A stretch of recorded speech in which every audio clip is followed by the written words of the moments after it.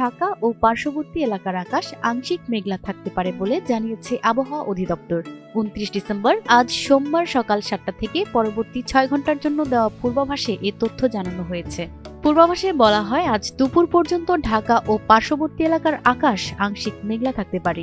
সেই সঙ্গে আবহাওয়া প্রধানত শুষ্ক থাকতে পারে। পূর্বাভাসে আরও বলা হয়, এর পাশাপাশি উত্তর ও উত্তর পশ্চিম দিক থেকে ঘন্টায় 8 থেকে 12 কিলোমিটার বেগে বাতাস প্রবাহিত হতে পারে। এছাড়া সকালের দিকে হালকা থেকে মাঝারি ধরনের কুয়াশা পড়তে পারে। এদিকে সকাল 6টায় ঢাকায় তাপমাত্রা রেকর্ড করা হয়েছে 14 ডিগ্রি সেলসিয়াস এবং বাতাসে আর্দ্রতার পরিমাণ 95%। গতকাল সর্বোচ্চ তাপমাত্রা ছিল 17.9 ডিগ্রি সেলসিয়াস। আজ সর্বনিম্ন তাপমাত্রা রেকর্ড করা হয়েছে 13.9 ডিগ্রি সেলসিয়াস। আজকের সূর্য অস্ত যাবে সন্ধ্যা 5টা 21 মিনিটে এবং আগামীকাল সূর্যোদয় হবে ভোর 6টা 40 মিনিটে।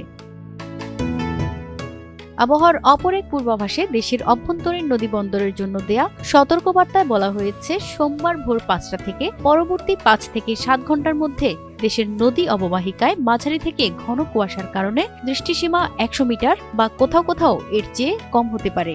এসব এলাকার নৌযানসমূহকে সাবধানে চলাচল করতে বলা হয়েছে, তবে কোনো সংকেত দেখাতে হবে না। প্রতিমা সরকার, এনটিভি অনলাইন।